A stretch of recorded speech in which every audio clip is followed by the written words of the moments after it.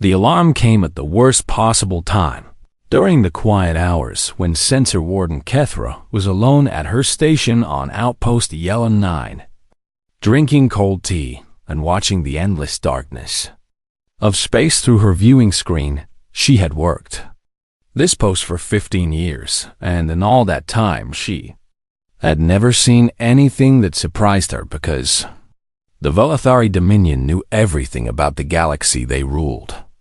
Every ship, every species, every engine signature was recorded in the great archive that her people had built over 12,000 years of absolute power. So when the warning light turned red and the computer began screaming at her, Kethra assumed it was a malfunction, because what the sensors were telling her was simply impossible. Something was moving through her sector at a speed that made no sense at all. She leaned forward in her chair, and her four eyes narrowed as she studied the data streaming across her screen.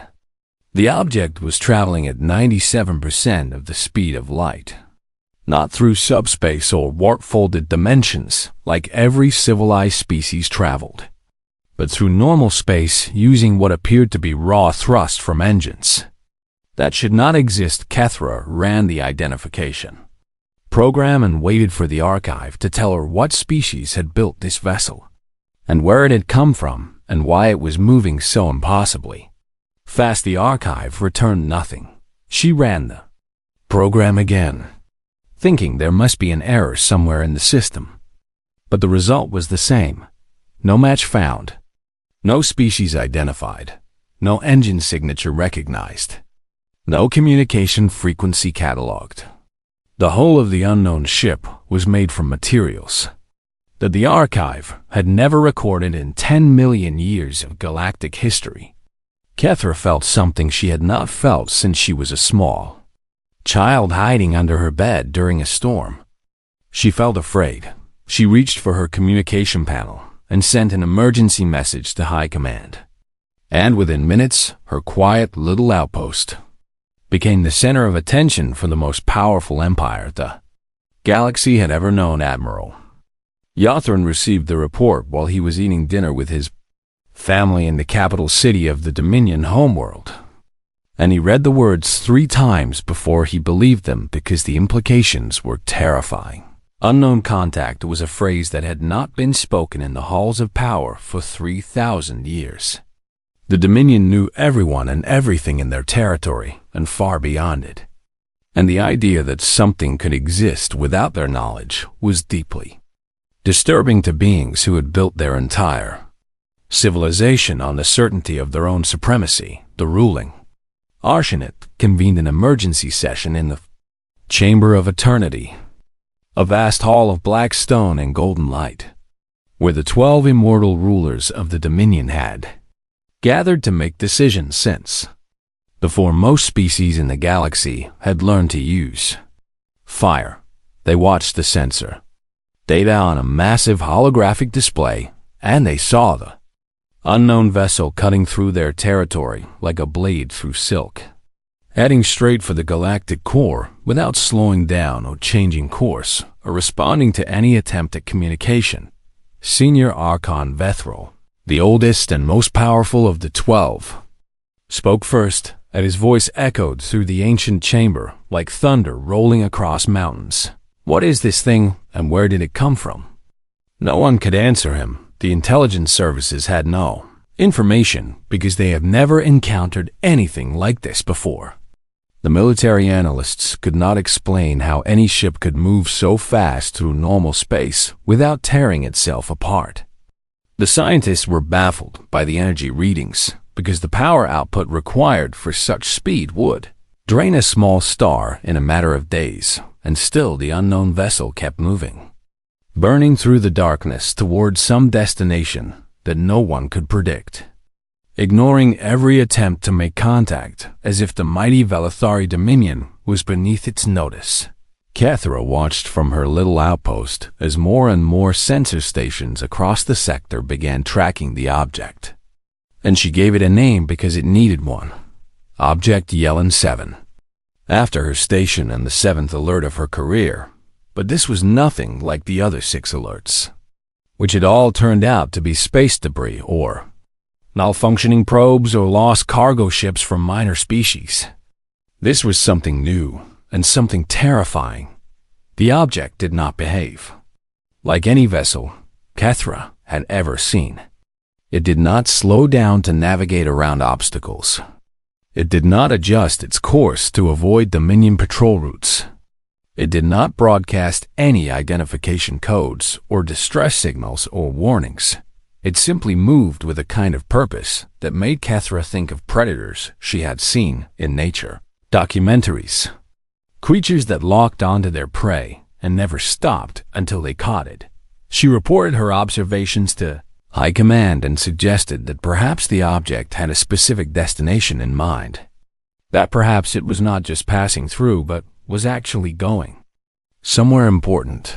The Arsenate received her report, and they looked at the projected trajectory of the unknown vessel. And they saw where it was heading, and they felt something cold settle into their ancient hearts.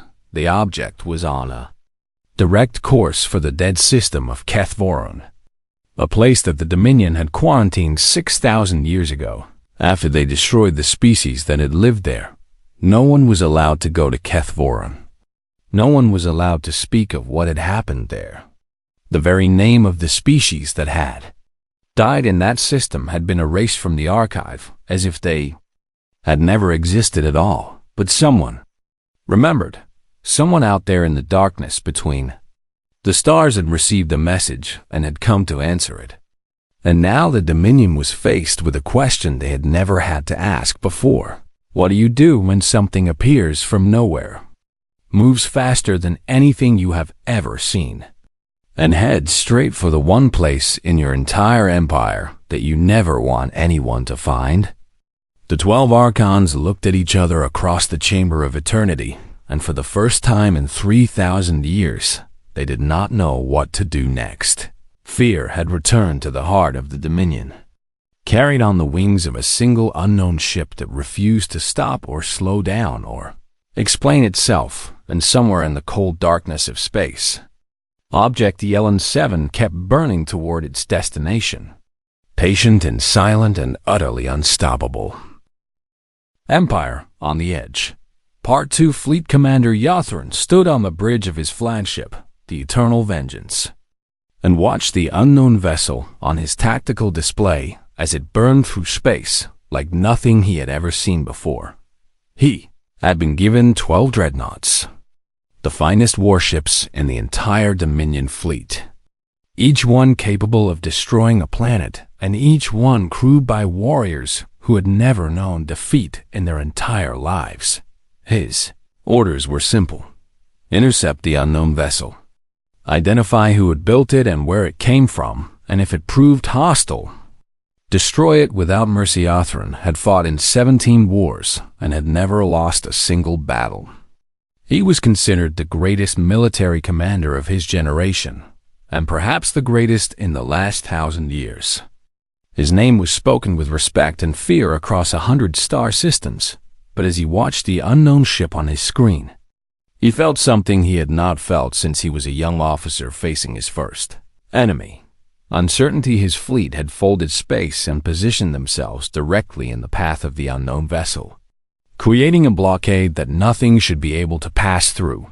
His weapons were charged, and his shields were raised, and his crews were ready for anything, or so he thought. The unknown ship did not slow down as it approached his fleet. It did not change course or raise shields or power up weapons. It simply kept moving at that impossible speed, as if 12 of the most powerful warships in the galaxy were nothing more than dust in its path. Yothran opened all communication channels and broadcast a message in every known language, demanding that the unknown vessel identify itself and state its purpose and prepare to be boarded for inspection. There was no response. He broadcast again, this time adding warnings about the consequences of ignoring a direct order from the Dominion military.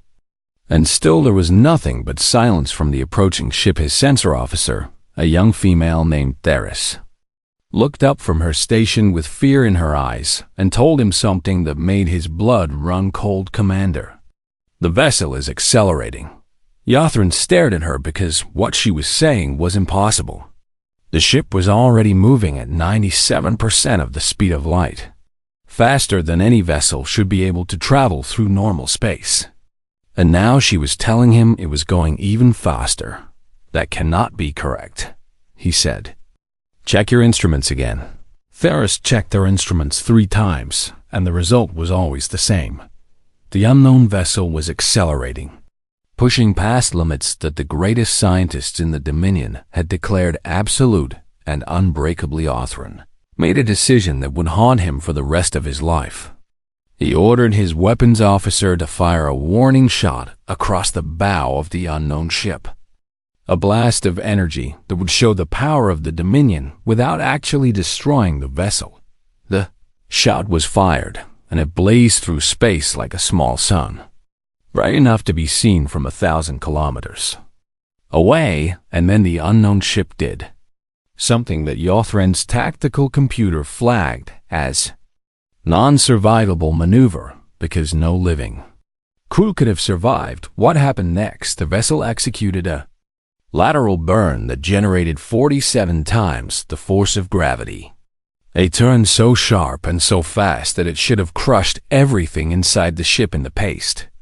Any Dominion vessel attempting such a maneuver would have killed its entire crew in less than a second, but the unknown ship completed the turn without any apparent difficulty and threaded through Yothran's formation like smoke passing through fingers, slipping between his dreadnoughts as if they were standing still. One of his captains, a bold young officer named Kethran, broke formation and attempted to pursue the unknown vessel, pushing his engines to maximum power and burning after the fleeing ship with everything he had. Yothran watched the chase on his tactical display, and within 90 seconds, the unknown vessel had outpaced the pursuing dreadnought by 3 light minutes, a gap that continued to grow with every passing moment. Kithran gave up the chase and returned to formation, with his engines overheating and his crew shaken by what they had witnessed. Othar stood in silence on his bridge and looked at the faces of his officers and saw the same expression on every one of them. Disbelief mixed with something that looked very much like fear. They were the finest warriors in the galaxy, commanding the most powerful warships ever built. And they had just been completely outclassed by a single unknown vessel that had passed through their blockade without even slowing down. Fleet Commander returned to the Dominion homeworld and requested an immediate audience with the Arshenate. And when he stood before the 12 immortal rulers in the Chamber of Eternity, he delivered a report that would change everything. "We cannot catch it," he said, his voice heavy with shame. "We cannot stop it. We cannot damage it.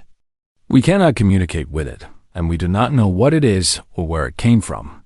The Archons listened in silence, and Yothran could see the effect his words had on them. These were beings who had ruled the galaxy for 12,000 years and had never encountered anything they could not control or destroy. "What do you recommend?" asked Senior Archon Vethril, and his voice was quieter than Yothran had ever heard it before.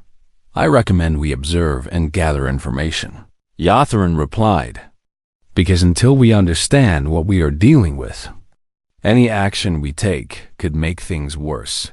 The Arshenate accepted his recommendation because they had no better options.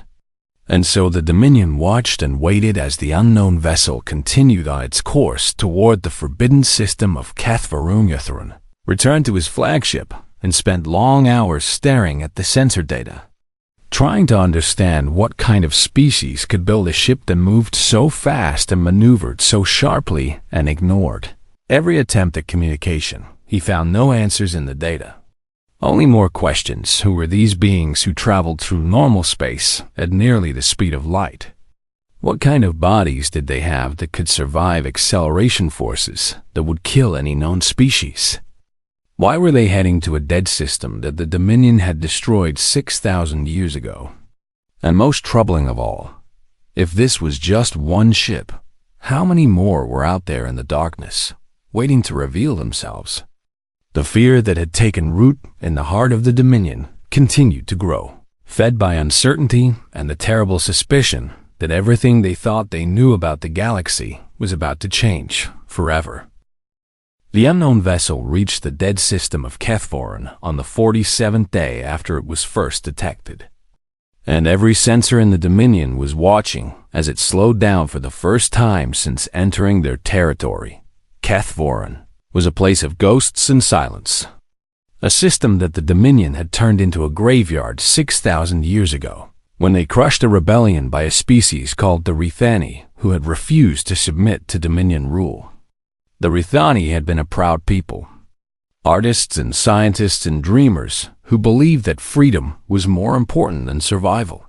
And they had fought against the Dominion with everything they had, even though they knew they could not win. The war had lasted only 3 years, and at the end of it, the Dominion had burned the Rithani homeworld to glass, killing billions and erasing an entire civilization from existence.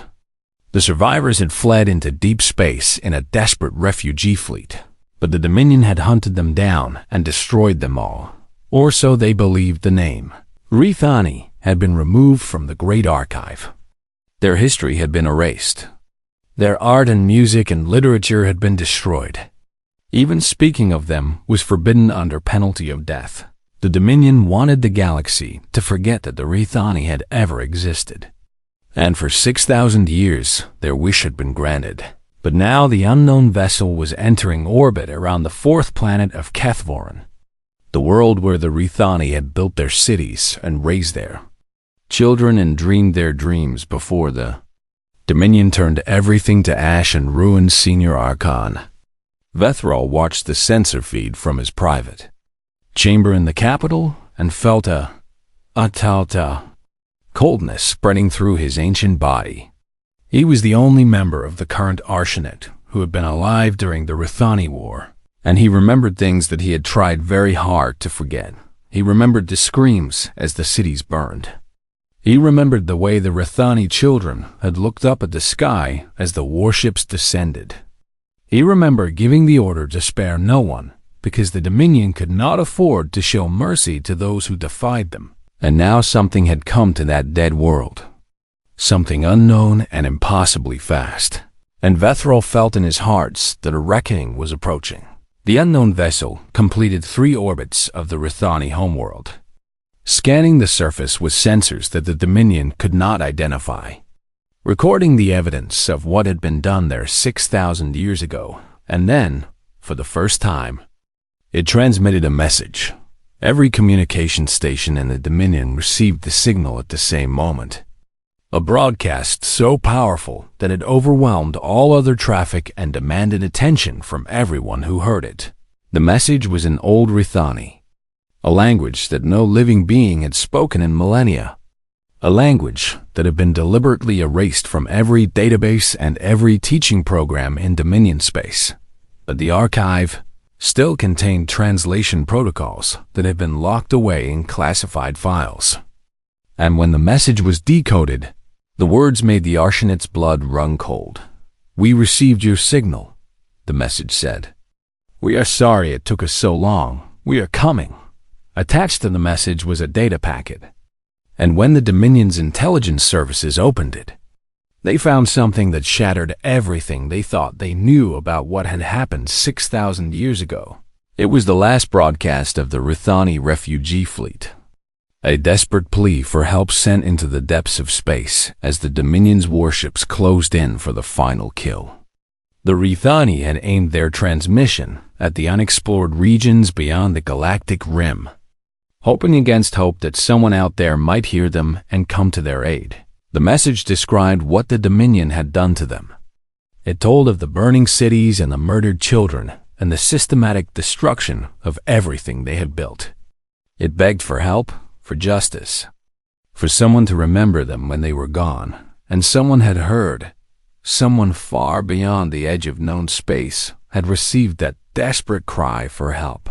And after 6,000 years, they had finally arrived to answer it. Vethral read the translation of the original Rithani broadcast, and he felt something he had not experienced in thousands of years. Guilt. He had given the orders that destroyed the Rithani. He had watched their worlds burn and had felt nothing but satisfaction at the victory. He had erased their name from history and had believed that their story was over forever. But the Rithani had reached out across the impossible distances between the stars, and their cry had found ears willing to listen. They, Arsenic, convened an emergency session, and the 12 rulers sat in stunned silence as they considered what this meant for their empire and their future. "Who are they?" asked Archon Melith, the youngest of the 12, who heard the Rithani signal and decided to answer it after all this time. No one could answer her question because the unknown vessel had not identified itself or its species. All they knew was that someone out there remembered the Rithani and cared enough about their fate to travel across the galaxy to visit their grave. "We must find out who they are," said Archon Thrall, the military advisor. "We must learn their weaknesses and their strengths and be prepared to defend ourselves if they prove hostile." Vethral shook his head slowly, and when he spoke, his voice was heavy with the weight of 6,000 years of secrets. "They already know what we did," he said. "They have seen the evidence of our crime, and they have declared their purpose. They are coming." The Archons looked at each other, and for the first time in their long lives, they did not know what to do. They had built their empire on strength and fear and the certainty that no one could challenge their power. But now something had appeared from the darkness beyond the rim. Something that had heard a 6,000-year-old cry for help and had crossed the impossible distances between the stars to answer it. And the Dominion had no idea what would happen when the rest of them arrived. The intelligence cast worked without sleep for 7 days, searching every database and every archive and every forgotten file in the entire Dominion for any information about what might exist beyond the galactic rim. They found fragments scattered across thousands of years of exploration records, strange readings from deep space probes, unexplained signals from the outer darkness, survey vessels that had vanished near an unremarkable yellow star in a region so distant that no one had ever bothered to investigate. Chief Analyst Vornkel pieced together the fragments like a puzzle, and when he finally saw the complete picture, he felt his heart stop beating for a full 3 seconds. There was a species out there, a species that called themselves human, and everything about them was terrifying. They had evolved on a world that should have been classified as a death trap, a planet with a crushing gravity that was nearly twice the Dominion standard, an atmosphere filled with corrosive oxygen that would burn the lungs of most known species, and a surface covered in a toxic compound called dihydrogen monoxide that killed thousands of humans every year through drowning. And yet they drank it and bathed in it and could not survive. Without it, the planet's biosphere was a nightmare of predators and parasites and poisonous creatures. And the humans had not merely survived there, but had become the dominant species through a hunting technique so disturbing that Varnkel had to read about it 3 times before he believed. If they were persistent predators, they would choose their prey, and then they would follow it, not running fast but simply never stopping, tracking their target across days and nights until the creature collapsed from exhaustion and the humans caught up to it and killed it. They did not need to be faster than their prey. They simply needed to be more stubborn, more patient, more willing to keep going when any sensible creature would have given up, and they had carried this trait with them into space. Vrunkel discovered that the humans had developed spaceflight relatively recently, only a few thousand years ago by Dominion standards, and they had immediately faced a problem that should have been insurmountable. They could not figure out how to travel faster than light. Every Other spacefaring species in the galaxy had eventually discovered some form of faster-than-light travel, whether through warp drives or hyperspace tunnels or dimensional folding. It was considered the basic requirement for interstellar civilization. The humans could not do it. Their physics allowed for no shortcuts, and their technology could not bend the rules of the universe. And so they faced a choice: stay on their home planet forever, or find another way to reach the stars. They chose to reach the stars. They built ships designed for journeys that would last decades. Ships with engines that could accelerate constantly for years at a time. Ships that could reach 90% of the speed of light through nothing but raw thrust and stubborn determination. They crossed the void between stars, the hard way, the slow way, the impossible way. And they did not die. They built generation ships where children were born and grew old and died during the voyage, where the crew that arrived was the great-great-grandchildren of the crew that departed, where the mission was passed down like a sacred duty from parent to child across centuries of travel. They developed suspended animation technology that allowed them to sleep through the long years between stars, trusting that the machines they built would wake them when they arrived at their destination. They did whatever was necessary to overcome the limitations that the universe had placed upon them, and they never stopped pushing forward. Kel ran military simulations using the data he had gathered, and the results made him want to hide under his desk and never come out. The humans fought like nothing the galaxy had ever seen. They did not retreat when they were losing. They did not surrender when they were outnumbered. They did not negotiate from positions of weakness.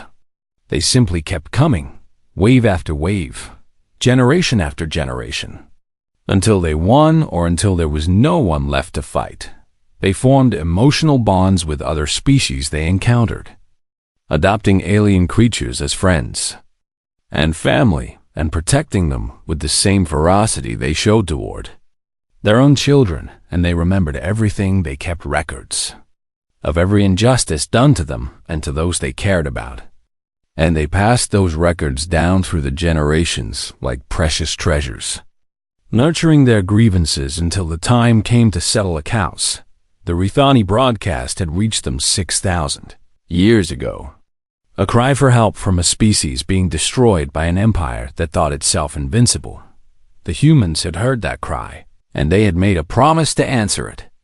And then they had begun the long, slow journey across the galaxy to keep that promise 6,000 years. That was how long the humans had been traveling, how long they had been building ships and training crews and preparing for a confrontation with the Dominion that destroyed the Rithani. 6,000 years of patience, of planning, of stubborn refusal to give up or forget. Varnkel presented his findings to the Arshenate and watched as the 12 immortal rulers of the Dominion read about the species that was coming for them. They cannot travel faster than light, said Arcantrell, grasping at hope. Surely that means they cannot field a significant force against us. Varnkel shook his head and displayed his final piece of evidence: energy readings from the edge of Dominion space. Thousands upon thousands of drive signatures moving slowly but steadily toward the galactic core. They have had 6,000 years to build their fleet, he said, and they never stopped building. The Arshenate stared at the display and saw what was coming for them: a swarm of lights emerging from the darkness beyond the rim, moving at speeds that would have seemed fast to any other species, but were merely the steady pace of beings who had learned to measure time in generations rather than years. The humans were coming, and they were bringing everyone they had. The unknown vessel completed its survey of the Rithani graveyard, and then it did something that no one in the Dominion expected. It stopped. For 3 days it hung in orbit around the 4th planet of Kethvoran, silent and still, and the Arshenate debated endlessly about what it was doing and what it wanted and what would happen next. On the 4th day, the vessel broadcast a second message, and this time it was in perfect Dominion standard.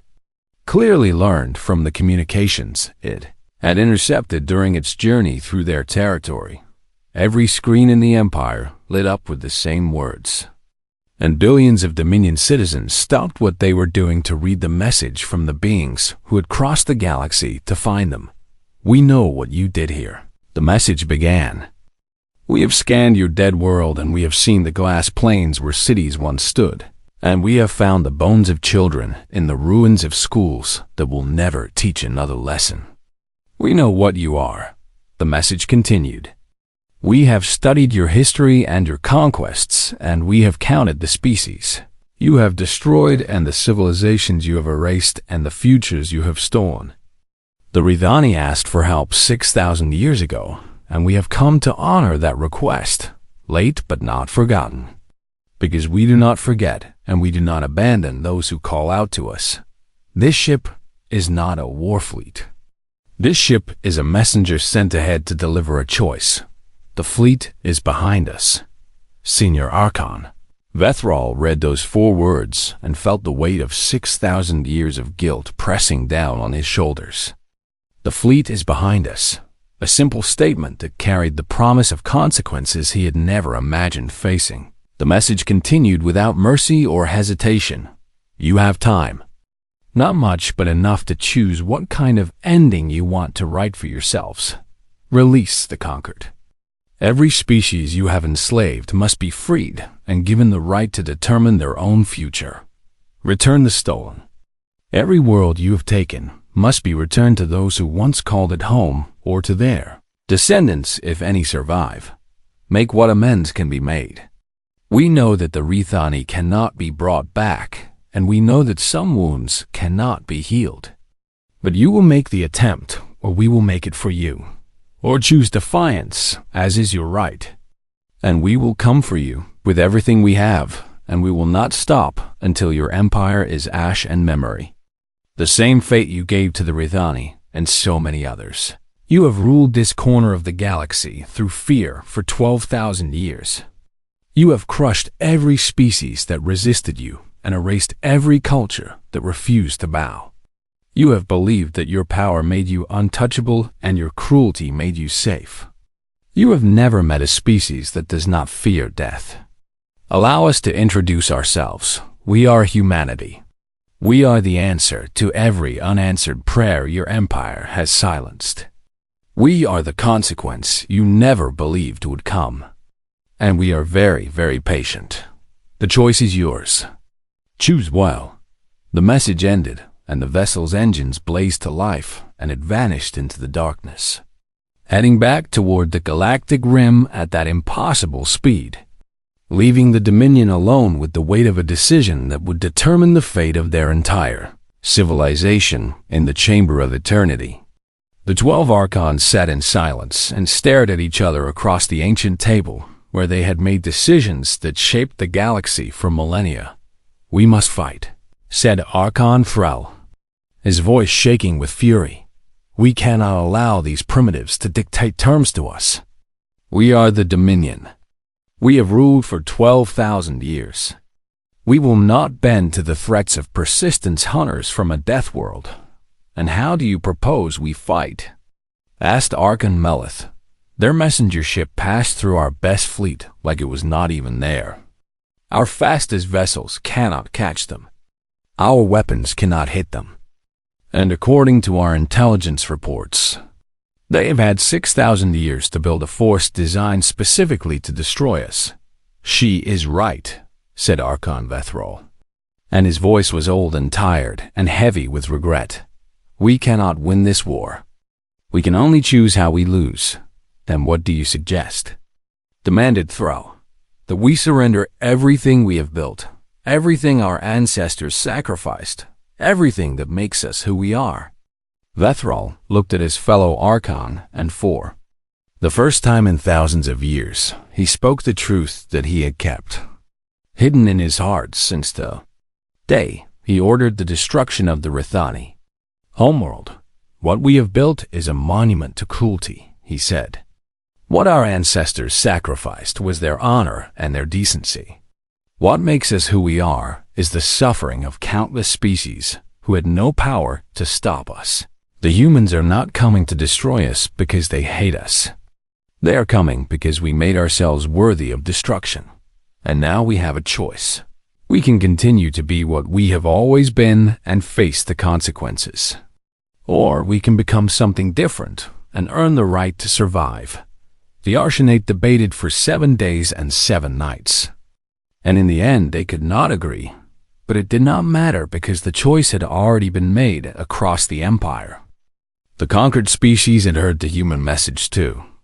And for the first time in thousands of years, they saw hope where there had been only despair. Rebellions began on 100 worlds. Slaves refused to work. Soldiers deserted their posts. Entire populations rose up against their dominion masters with a courage they had not known they possessed. The empire that had ruled through fear began to crack and crumble, weakened from within before the human fleet ever arrived. And in the cold darkness beyond the galactic rim, the lights continued their steady march inward. Millions of vessels carrying billions of humans who had waited 6,000 years to keep a promise made to a species they had never met. They were coming home to a galaxy that had called for help, and they would not stop until they had answered every single cry.